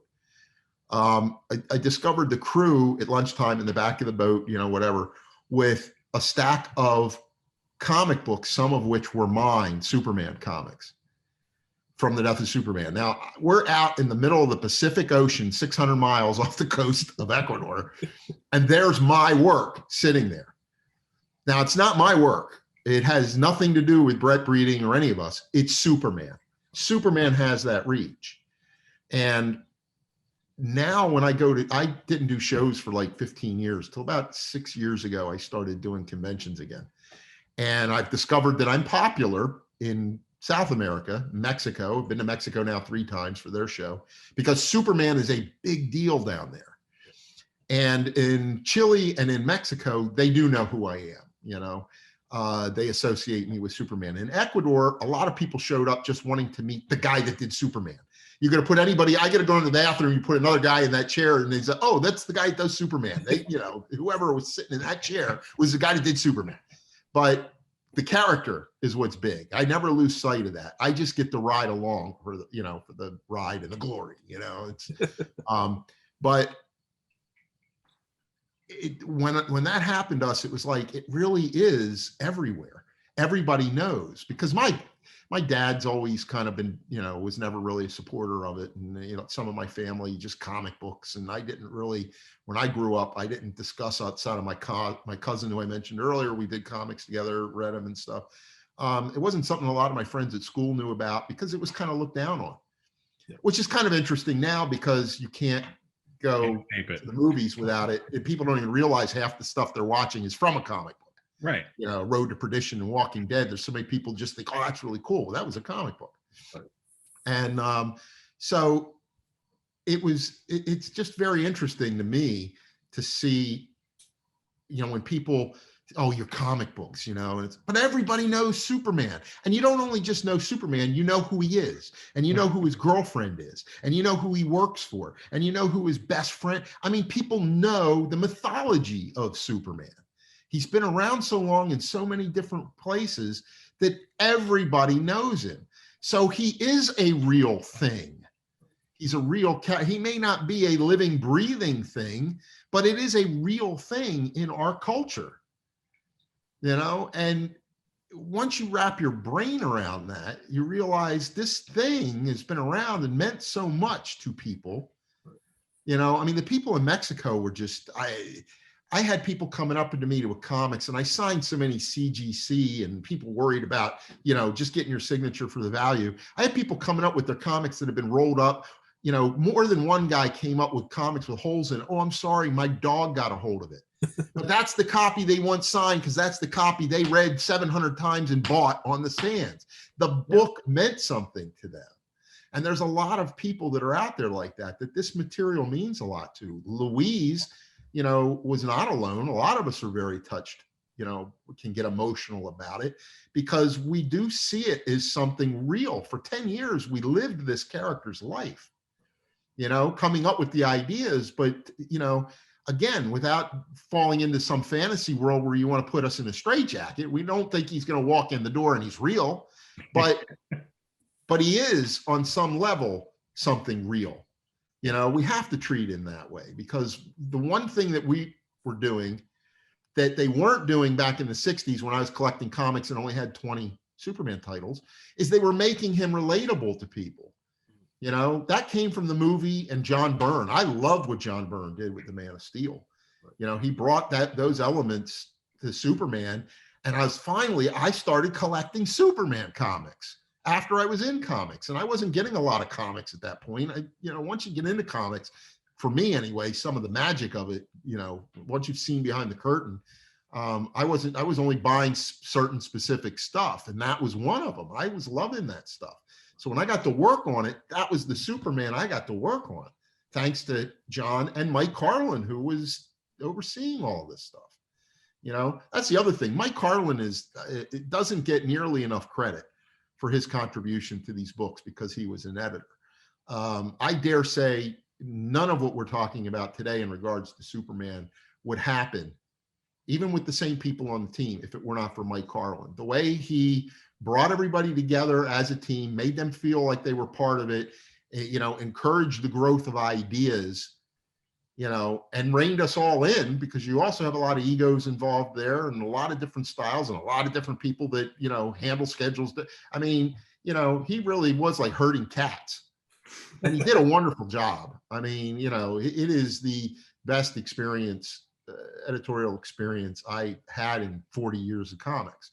I wish that, at some point again, I could work with Mike. Because at least I know I'd be working for somebody, competent, that knew what he was doing and was looking to have the best material. Right. But it doesn't surprise me that people like Louise would get emotional about it, because you're taking away something that everybody knows. In some little way or another, he's impacted everybody's life, and now we're taking that away. But like the guy from Fox News said, "Oh, but we only did it just for money, and we planned it all along." So I just have one quick question. So I want to be cognizant of your time, but during the Superman freight train that was going on at the time, there's a series that came out that I loved a lot that you were on, Metal Men, with you and Dan Jurgens. Yeah. Was it nice to have, this would be like a quiet series like that to come to work on while everything was going on with Superman as well? It was fun and scary, and yes, what was scary about it was, again, my ability to do that volume of work. Mm-hmm. When Superman hit, I got called to do a lot of the licensing and marketing tie-ins, in-house ads, stuff for, like 1 month I did more stuff for them than I did pages of the books. Wow. So it got a little crazy for me, and Mike would always give me room to do it, not letting me forget, well, the book's going to be due, you're behind, you don't have enough done, but I want you to do this. He liked the idea that they were using guys that were on the book. And I think he liked the idea that I was anal enough about my work to make sure the details were right. The costume details and the character looked consistent and whatever. I wasn't just phoning in I never phone in my work. Right. At least I hope I don't. I'm sure somewhere in 42 years, there's been, something where I just wasn't 100% into it. Right. But yeah, that was really tough. So when I got the book, I wanted to do the project. I was familiar with Dan. Mm-hmm. Dan had started penciling that early. Okay. And I liked what he was doing. His style changed over Superman. By the time we got to Death of Superman and after, his style was different than where he started when we started working together. Mm. He was doing a little tighter. There's, just nuances a lot of people may not pick up on, but, that I saw. And I saw some stuff that he was doing. And we all do that. I go back and look at my work at a certain era and I realize, wow, I don't do that anymore. How did I lose that? You start doing certain things a different way. So there was something I saw in it I loved. Mike Carlin was writing it, and it was a fun series. I liked the idea. Having started my career working as an assistant to Bob Layton on Iron Man, I couldn't help but have an affinity for metal technique. Right. So, it was a chance to do that sheen, glossy kind of, metal stuff. And Dan really did a good job with, making the characters look individual and cartoonalizing them or, whatever. So they were fun. It was fun. And I just couldn't keep up with it. I didn't get the job done. I didn't finish the series. Mm-hmm. And that's, one of the failures of my career that I feel the worst about, or certainly one of the things that, because I let Mike down. Oh. It was a chance to do something. It was Mike's project and I didn't get it done for him. Right. And I guess that is not even in canon anymore, what he did, which is a shame because but Mike, I mean, I was the one that came up with the new guy's name, Viridian, and the whole color thing, as I suggested it to him, and he liked it. Yeah. So again, there's Mike Carlin letting people, feel included in something, even in a little way. You feel attached to it. When you feel attached to it, you give it more effort. Exactly. And he understood that. And, so I was excited to work on it, and I really wish I could have finished it.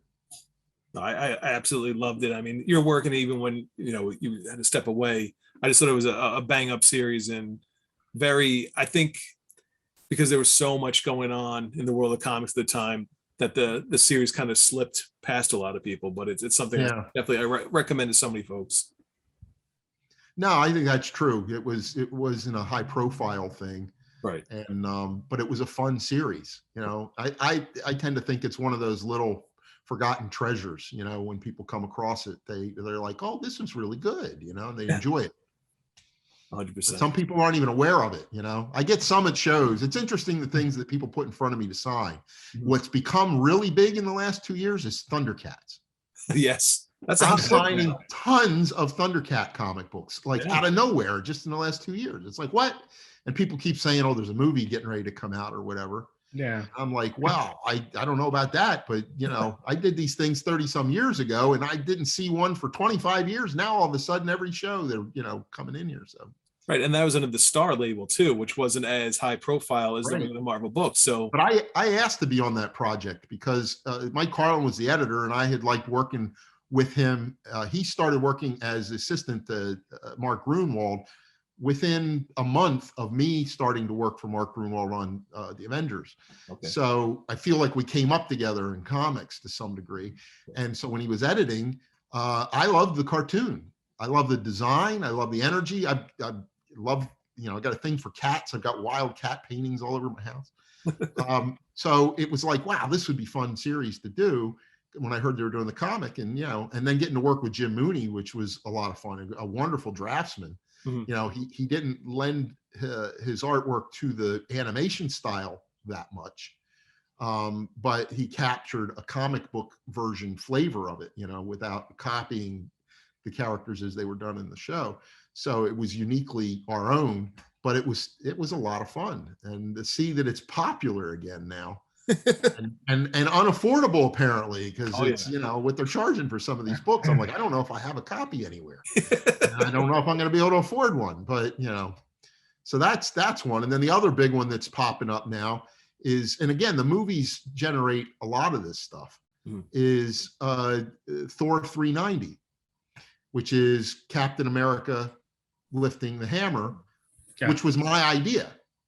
And so, when I went to see the movie on opening night, I loved the movie. The whole theater erupted and stood up and cheered when that moment happened. And I was like, oh my gosh, and that was mine. They kind of prefaced it and teased it in Age of Ultron, which I love that scene. But then I thought, okay, it's a throwaway bit. They didn't do anything with it. So I didn't see it coming. And as a matter of fact, I didn't know what was happening when you see the hammer lifting up. Right. I thought Thor was elevating it. Mm-hmm. And was going to pull it towards him. And then you see Cap, and it's like everybody in the theater goes like, holy, and I'm like, oh man, that is so cool. And so then I wait till the end, and I in my heart, I really knew it wasn't going to happen, but I was hoping the surprise would be I'd get the thank you like everybody does. And it wasn't there. And then I was bummed out about it. And I talked to Ron when I got home that night. And he says, well, you don't sound real excited. I said, I'm just a little bummed. I says, the biggest moment in the movie was something I contributed, to the Marvel lore. And, but the flip side of that, and we were talking about creative stuff, is one of my biggest pet peeves is creative related issues in comics is credit, because there are people out there, people I'm aware of, who are taking credit for things that had nothing to do with. There are people listed in those Marvel movies that are getting credit, and they're out there taking the credit from other artists saying they did this, that they didn't do anything. You could talk to the writers on the books, and there's like, they weren't involved. I did it myself. And it is so hard when you create something in comics to get credit for what you did create. Yeah. That when somebody comes along and starts taking credit for something they had nothing to do with, it's that much more an offense.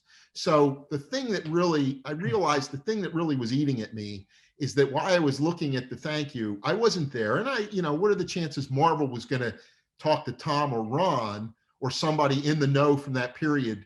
Because I'm not listed as the writer or whatever. Nobody automatically thinks the inker contributes anything other than inking.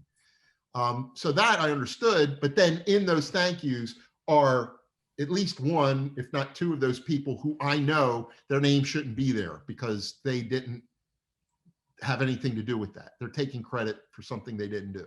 Jeez. And meanwhile, the artists that did do it aren't getting their credit. Right. So that is a little bit of a thorn in my side, I guess, just the creative thing, not specifically the Hammer thing.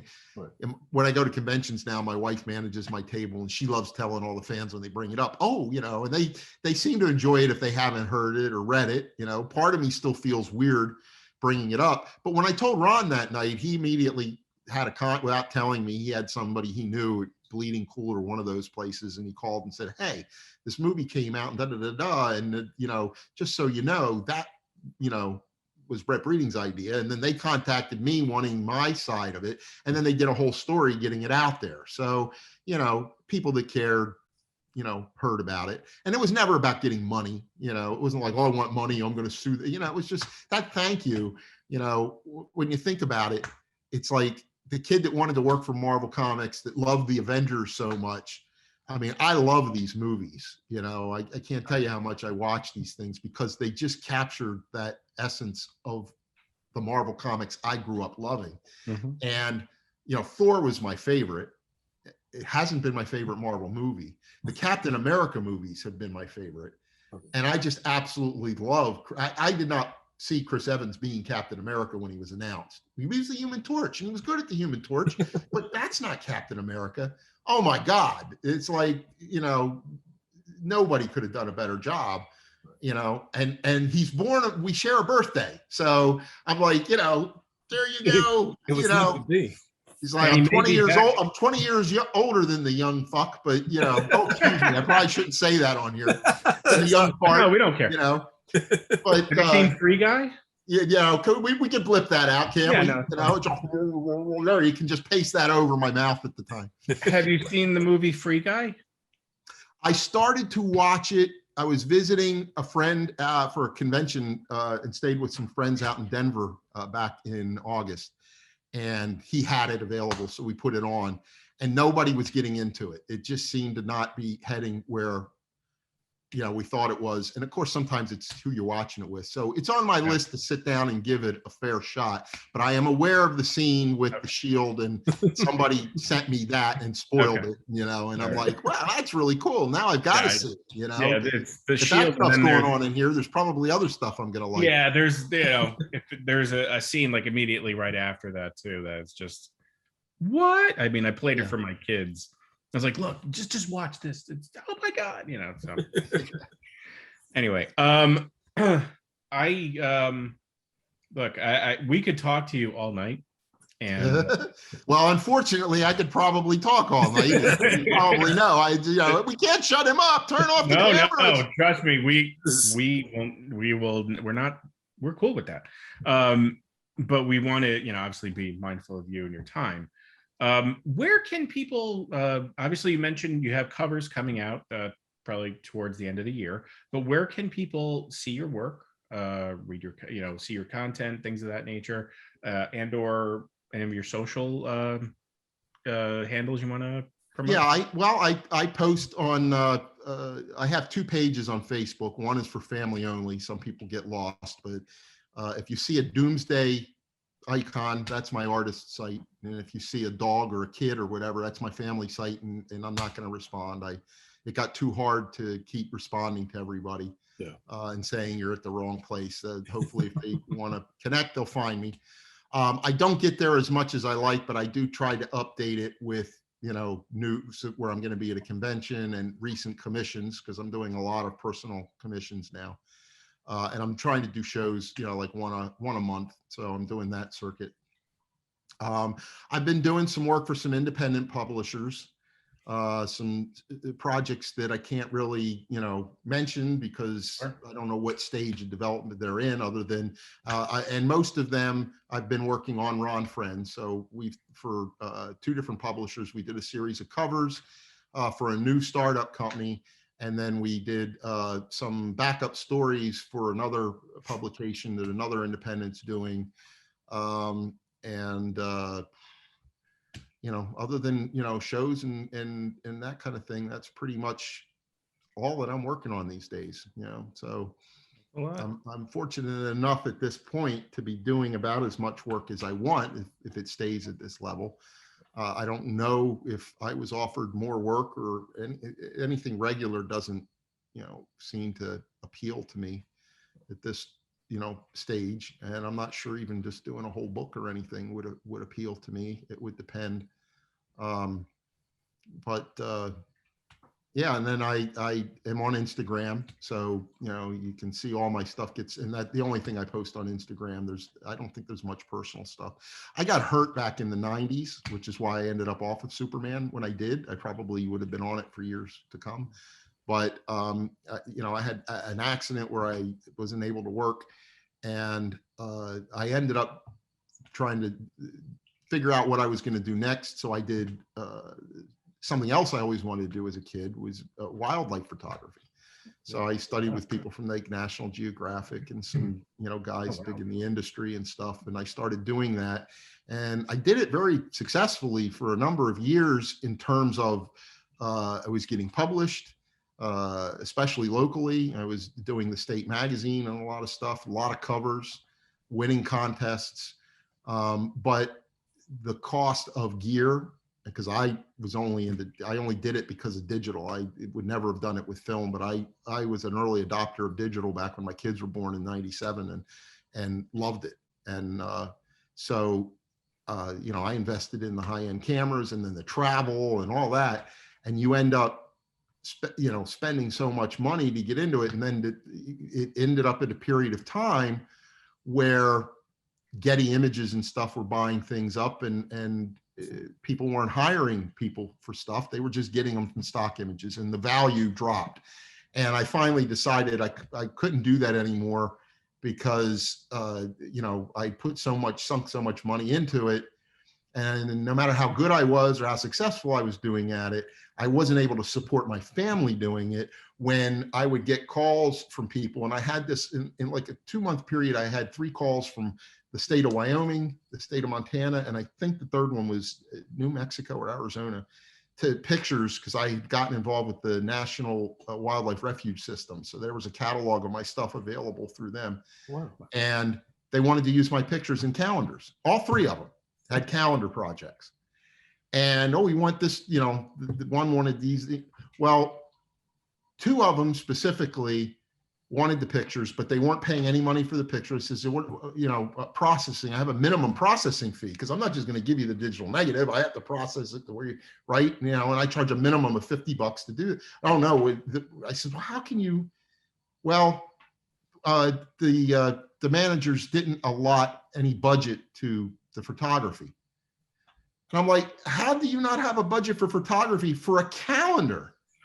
I mean, what's the budget for somebody putting numbers in little boxes? That's the guy getting paid, but the guy taking the pictures that sell the calendar?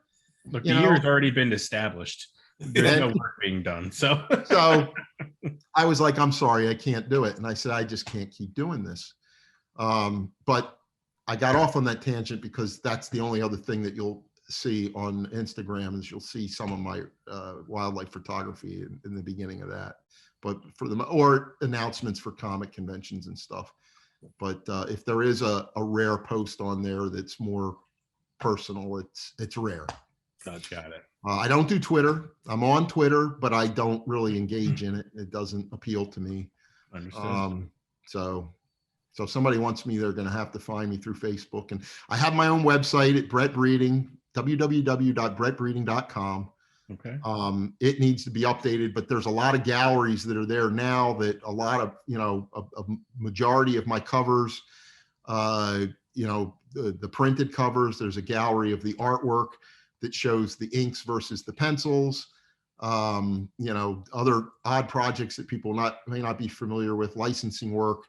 The books I did for Warner Brothers that were these interactive children's books.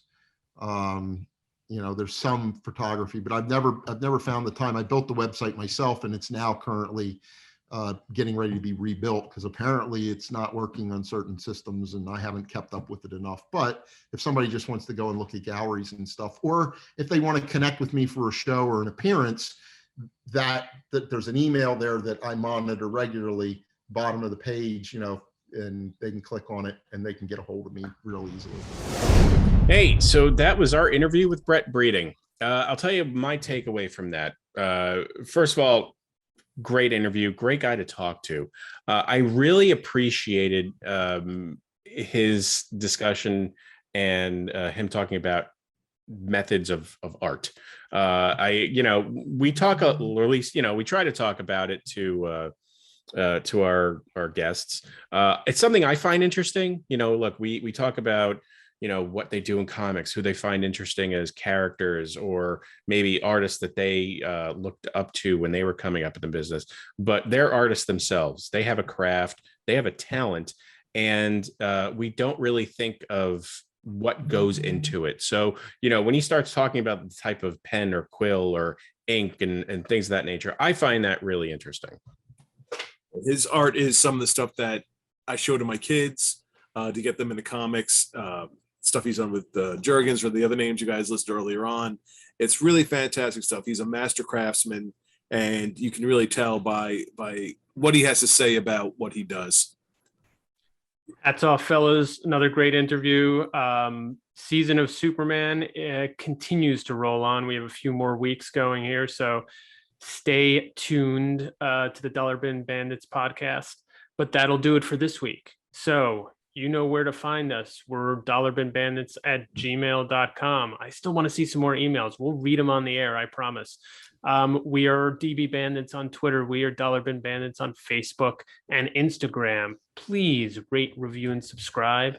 We want to hear what you have to say about the podcast. We want other people to hear what you have to say about the podcast.